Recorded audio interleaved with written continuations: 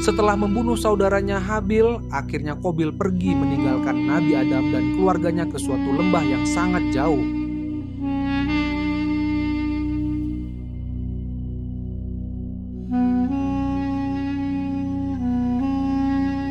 Mendengar putranya Habil dibunuh oleh saudaranya sendiri, Nabi Adam terlihat bersedih untuk beberapa lama.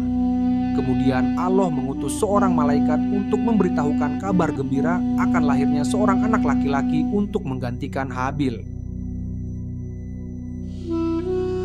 Wahai Adam, janganlah bersedih. Sesungguhnya Allah berfirman bahwa engkau akan dikaruniai seorang anak yang soleh, yang darinyalah akan muncul keturunan para nabi sampai hari kiamat.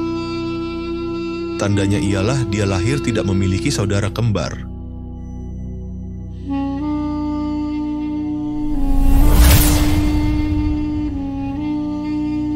Alhamdulillah, segala puji bagi Allah Tuhan seru sekalian alam.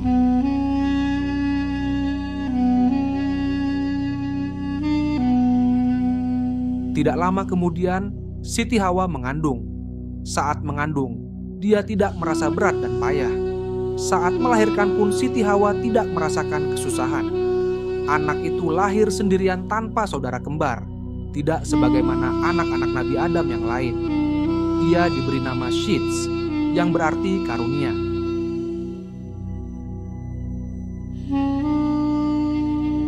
Shits tumbuh menjadi anak yang cerdas dan berakhlak mulia. Ia sangat soleh dan taat kepada Allah. Shits memiliki pengetahuan tentang astronomi, seni dan teknologi sederhana yang memudahkan manusia saat itu. Shits tinggal di daerah pegunungan beserta keturunan Nabi Adam yang lain. Sementara itu di lembah yang jauh, Qabil hidup beserta keturunannya yang semakin banyak.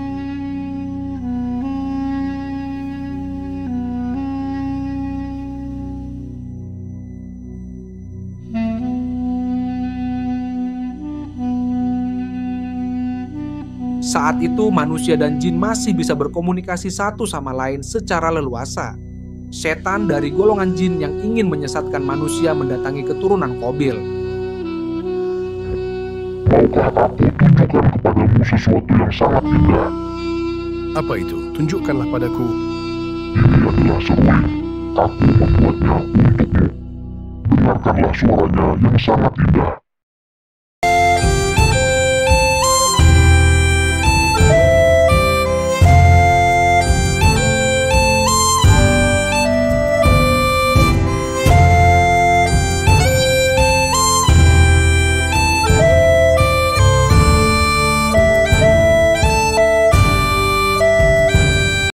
Suaranya sangat merdu, kurasa aku menyukainya.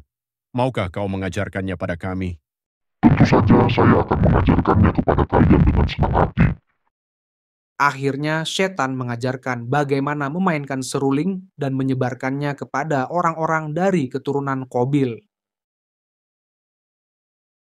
Setelah itu setan juga membuat alat musik yang bisa ditabuh dan mengajarkannya lagi kepada keturunan Qabil.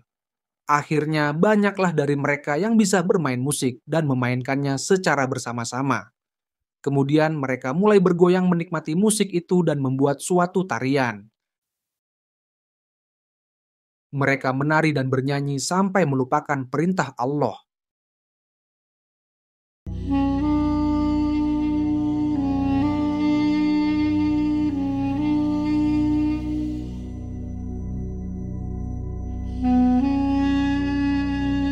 Nabi Shits mendapatkan perintah dari Allah melalui syariatnya agar umatnya tidak bercampur baur dengan orang-orang dari golongan keturunan Qabil.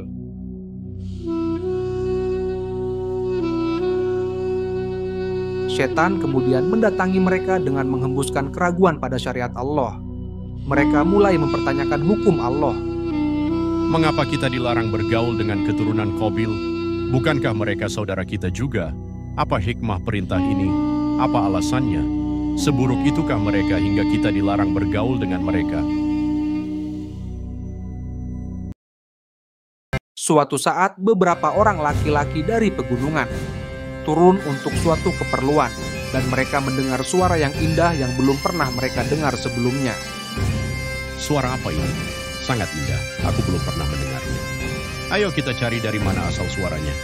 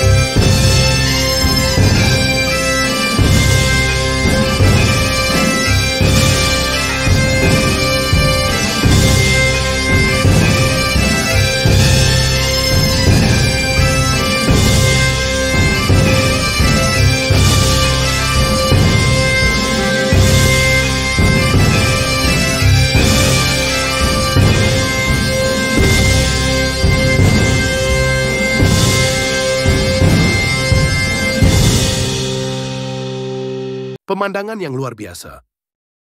Ya betul.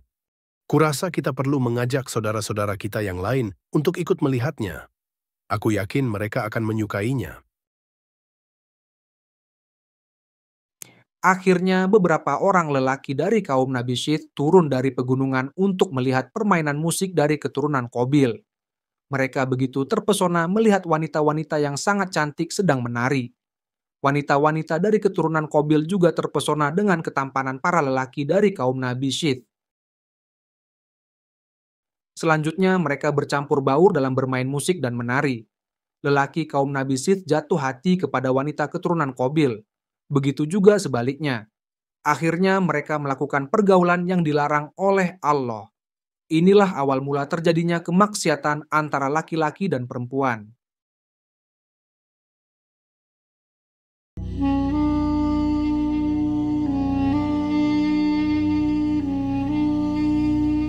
Nabi Syith terus mengingatkan kaumnya agar menjauhi pergaulan dengan kaum keturunan Qabil.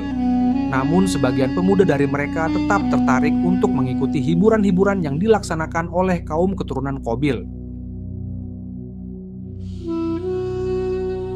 Setan menggoda keturunan Qabil agar terus mengajak lebih banyak kaum Nabi Syith untuk ikut berbuat maksiat bersama mereka.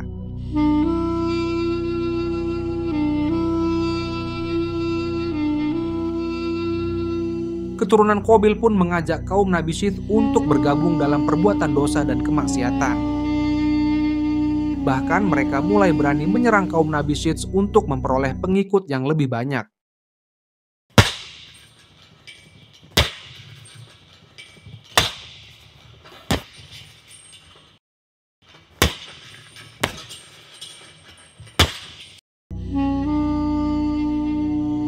Keturunan Qabil akan menyerang kaum Nabi Syith agar tidak ada lagi yang mencegah mereka berbuat maksiat.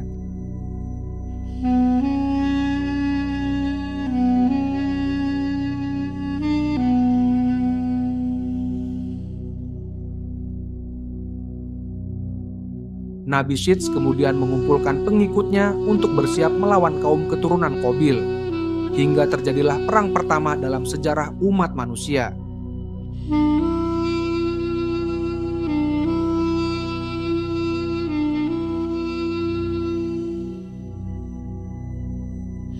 Mereka berkumpul di sebuah tanah lapang untuk bersiap menyerang satu sama lain.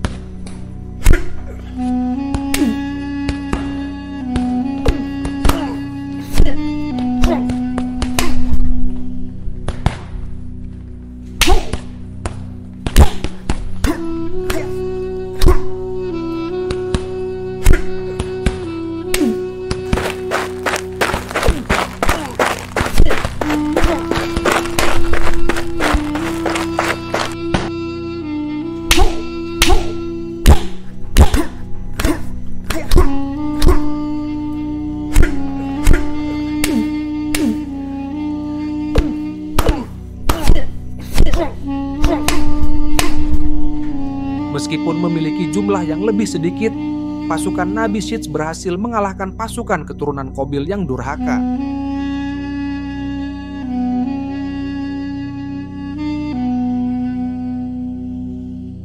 Melihat dampak godaan setan terhadap manusia yang menyebabkan mereka berbuat kemaksiatan, Nabi Syits berpandangan bahwa interaksi manusia dengan jin yang terlalu dekat lebih banyak mendatangkan keburukan dibandingkan dengan kebaikan.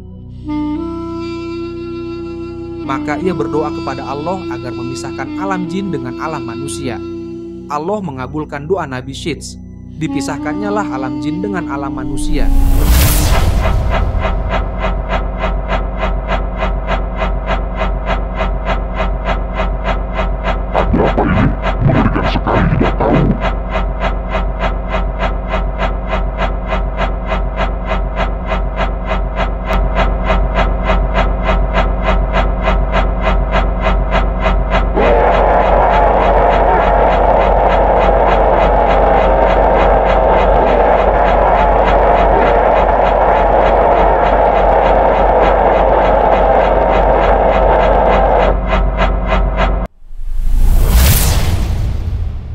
Karena doa Nabi Syits lah manusia saat ini tidak lagi bisa melihat dan berkomunikasi dengan jin. Kisah Nabi Syits mengajarkan bahwa godaan dunia selalu ada, sebagaimana kaum yang menyimpang setelah terpengaruh oleh keturunan Qabil. Hal ini menjadi pengingat bahwa manusia harus selalu waspada terhadap pengaruh buruk dan senantiasa berpegang teguh pada ajaran Allah. Nabi Syits juga dikenal sebagai sosok yang bijaksana dan memiliki kedekatan yang kuat dengan Allah. Sehingga dari kisahnya kita belajar bahwa ketaatan dan kesabaran dalam menghadapi ujian akan membawa keberkahan dalam hidup. Jangan lupa like, subscribe, dan share untuk mendapatkan berbagai kisah menarik penuh hikmah lainnya.